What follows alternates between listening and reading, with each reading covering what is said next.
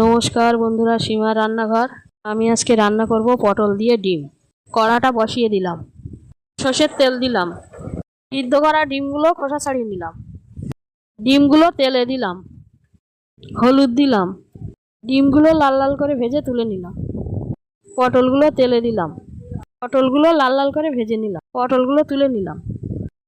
আলুগুলো তেলে দিলাম, আলুগুলো ভেজে নিলাম, আলুগুলো তুলে নিলাম।